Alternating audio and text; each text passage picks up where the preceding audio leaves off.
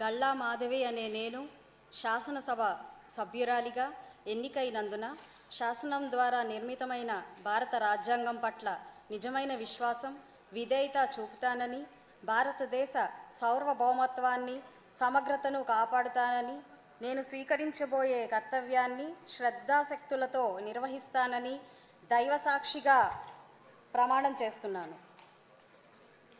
ఆంధ్రప్రదేశ్ శాసనసభ సభ్యురాలినైన గల్లా మాధవి అనే నేను సభ నియమాలకు కట్టుబడి ఉంటానని, వాటిని అనుసరిస్తానని, సభ మర్యాదలను పాటిస్తానని, సాంప్రదాయాలను గౌరవిస్తానని దైవసాక్షిగా ప్రమాణం చేస్తున్నాను.